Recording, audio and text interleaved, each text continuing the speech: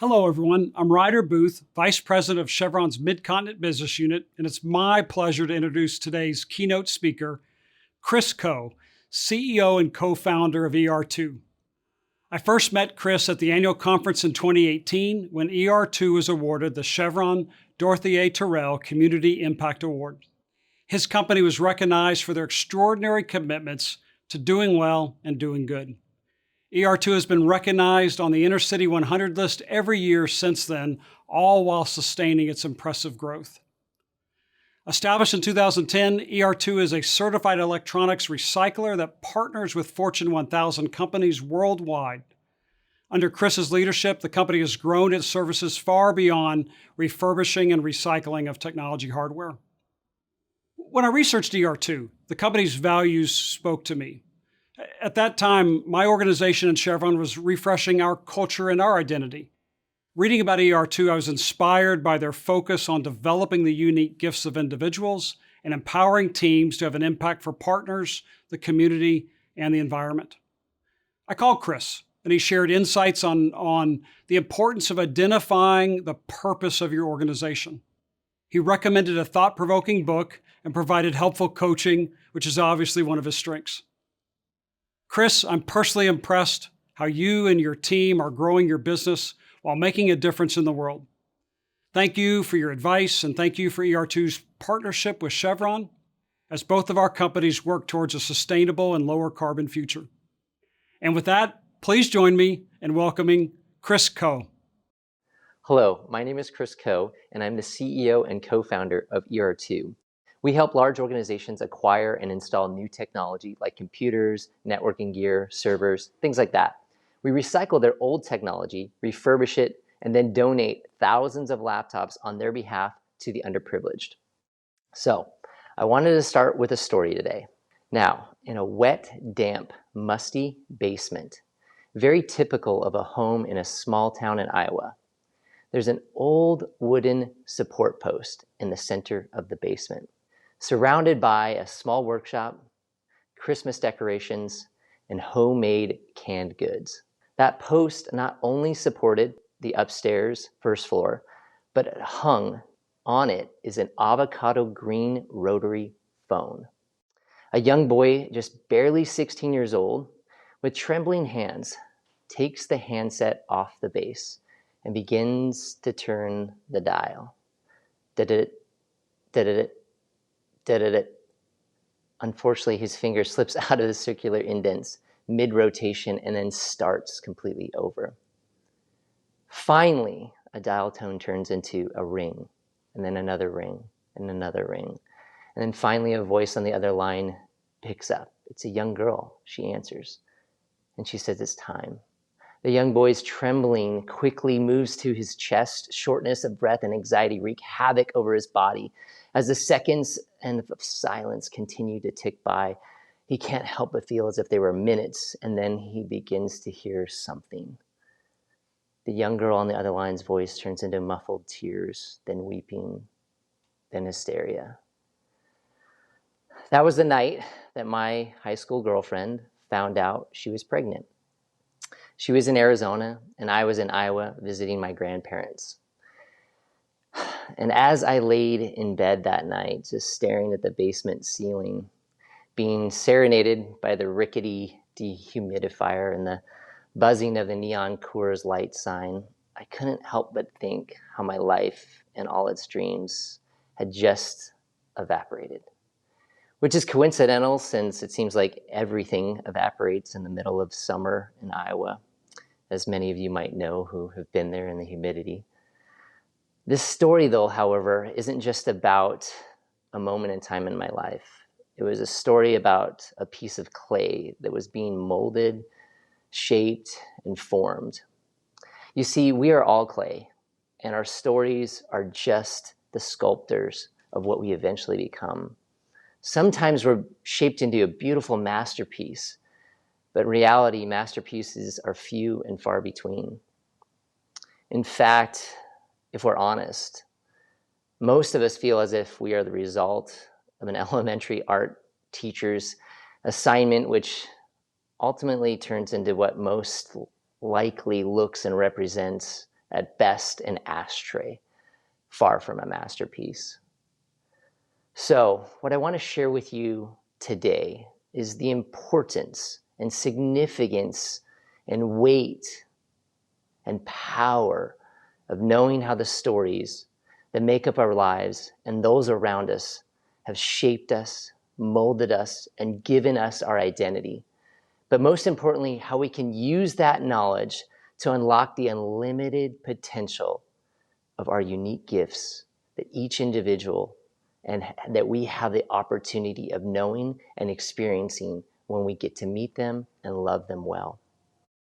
So going from our first date to being a high school dad, and then fast forwarding 25 years from that fateful phone call in my grandparents' basement, it brings us to today. And my high school girlfriend and I have been married for 24 years, which, yes, that means that we were married in the summer between our junior and senior year of high school. We have 3 amazing kids, a wonderful son-in-law, and as you can see in the photo, the best cuddle buddy in the entire world, our dog Mojo. So my girlfriend slash bride slash wife still takes my breath away today and has truly been an inspiration and my most real example of unconditional love, unfathomable forgiveness, and childlike joy. I'll share a little bit more about that journey a little later, but on to another story. There was another young man at the age of 20 who would fly literally halfway around the world to a new land where he didn't know the language, the customs, or even how he would survive. He would leave his wife and his 1-year-old son behind to escape the oppression of a communist-ruled government in hopes of giving his family an opportunity and a freedom to achieve their dreams. Well, that young man was my grandfather, Ye, Norman Coe, who immigrated from China to Canada in 1952. The cool part about knowing him was that he went through incredible trials. He would start as a dishwasher to eventually move to owning his own restaurant, then owning multiple restaurants, and to starting a VCR rental company. That's right, VCR rental. And then selling those to Blockbuster. So after selling his business to Blockbuster, my grandfather started a road of generosity. And that is something that I took to heart and got to experience as a young kid. Eventually, what he would do is he'd buy back the family home in China, where actually his grandfather and his grandmother, as well as his mom, were buried. And it was a cool opportunity to see his heart in it all. He ended up rebuilding everything in such that he would create rooms and suites and almost a bit of a hotel for people to come back and visit. And instead of leaving something that was so hurtful to him behind, in fact, he came and made it and restored it back to its original beauty and then started to invest heavily in the village that was there.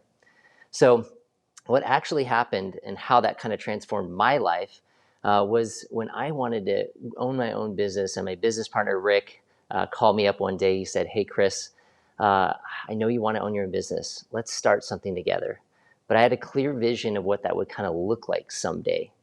And what that was is not really exactly that we'd be doing electronic recycling or that we would be, installing new technology for big companies. It was actually more about how we could build an organization that could give back to the community, that could love its people well and train and grow leaders within the company, keep safe the environment, and at the same time provide a world-class service.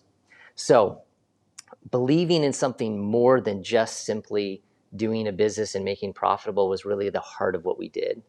So how do we do that, and how are we evolving to getting into that? Well, it was actually started with our core values.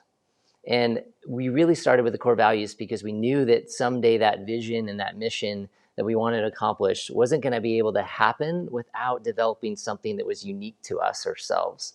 So we kind of envisioned that the organization would work off of these core values that we had literally hire and fire over. And those core values were constantly improving, living a life in servanthood, and acting in humility. That was what we considered the vehicle that we would be in.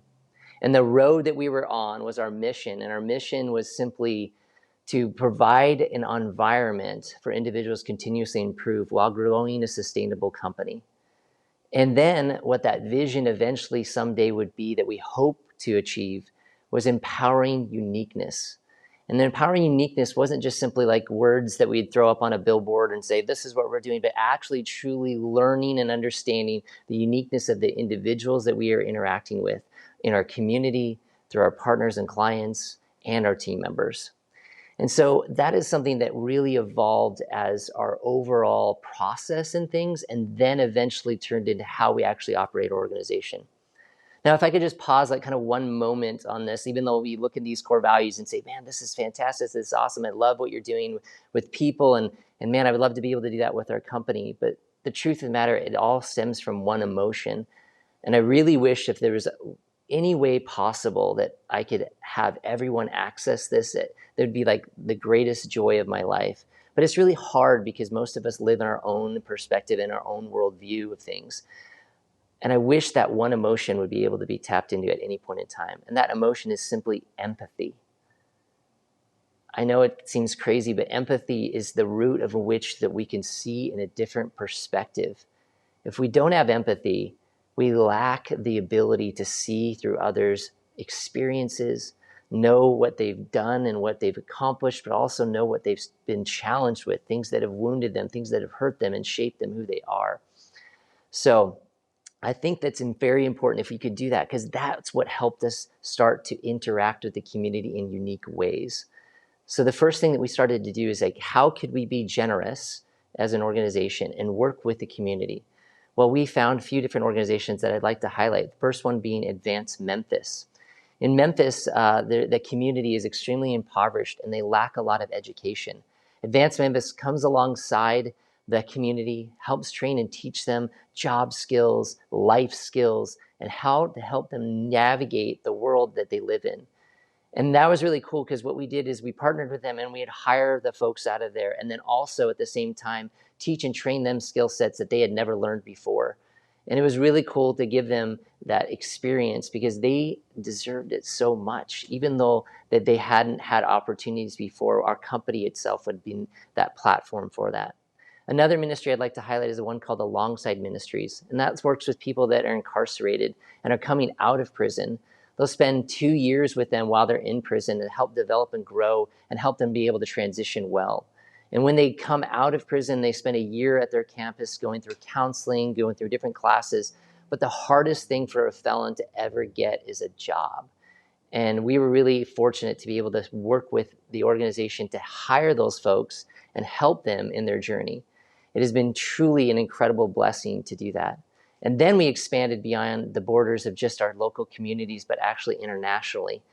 We started working with the folks in the Philippines and underprivileged areas across the world that needed technology that we could provide for them and donate them to help bridge the gap that they had a massive one between, which is simply education, understanding, and actual applicable knowledge. And with that, without technology today, it's almost absolutely impossible. So, all that to be said, that leads us to 2020 and 2021. And you can say, man, we did a lot of investment in our people and we were able to impact the community. Well, that completely changed in 2020 and 2021. This last few years, as you know, has been a challenging time for all of our companies and all the things that we've been involved with. It separated us and had a massive gap between even just being in person, but also being able to connect. And as I mentioned, the empathy, it was very difficult to not be in the shoes of other people on a regular basis. So it's been tough for us, but it's been amazing because at the same time, we had people that rallied around our organization to be able to say the vision of impacting people and helping transform their lives through technology is worth fighting for.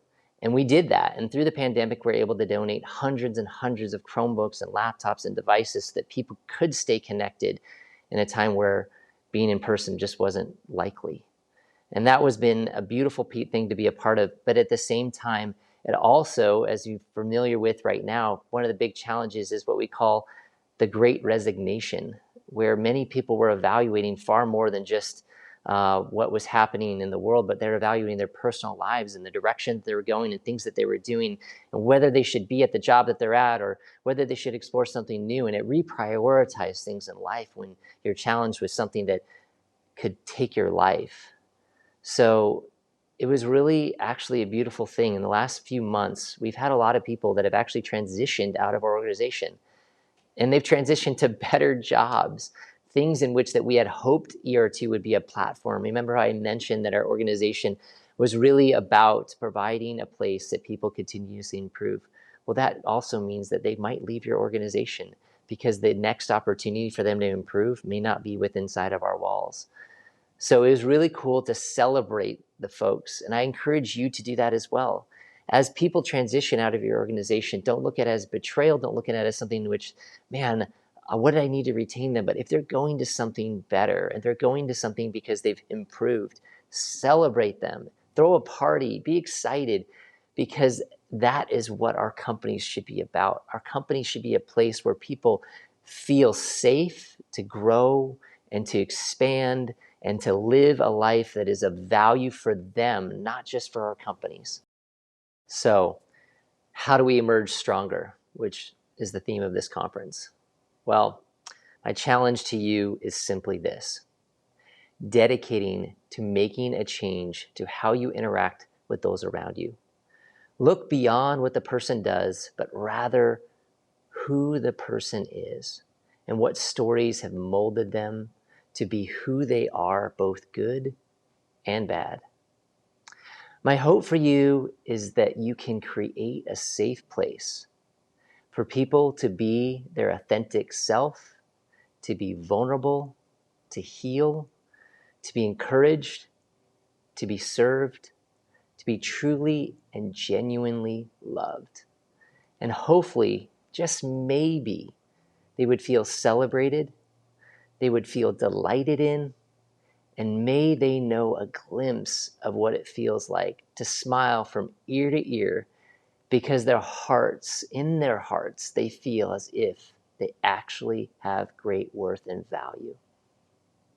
You can truly help them see beyond their immediate and past experiences, to peel back their armor, to see who they really are, to delight in them, to encourage them, to celebrate them, and to authentically love them. Because you have the opportunity to be a part of their story, a story that sculpts and molds and shapes them into being the masterpieces they were intended to be. I'll close with this. Remember that fateful day when I found out we were going to have a baby? Well, that baby turned out to be one of the greatest joys of my life. I call her my little sweet pea, because through the difficult times, and man, there were absolute difficult times, I could always count on my little girl to wrap her arms around me. And in that moment, all my worries and problems would just seem to evaporate like water in an Iowa summer. She was a sculptor in my life that I will be forever grateful for. So on January 1st in 2020, just right before the pandemic, I was blessed to do one of the greatest honors in my life. And that was to walk my little sweet pea down the aisle and hand her off to a wonderful young man. It was an incredibly emotional day, as I'm sure you can imagine. But there was a moment right there that I'll never forget, just that happened, and it was crazy. It felt like the heavens had opened up and that God allowed us to see through his eyes for just a moment. As my new son-in-law held my beautiful daughter in his arms, just staring into her eyes as she was staring right back into his, and then they slowly, gracefully swayed on the dance floor. They were surrounded by our entire family, our friends, the village that raised her. We were truly the sculptors that helped this precious little girl see and know that she was valued and loved And we are able to see the finished product as if we knew at that moment that we were a part of molding her into something that was truly spectacular, a masterpiece. Thank you for this incredible honor of being able to share my heart with you today. And may you never forget the impact you have on others' lives and the opportunity you have to be a part of their story for the better. Thank you.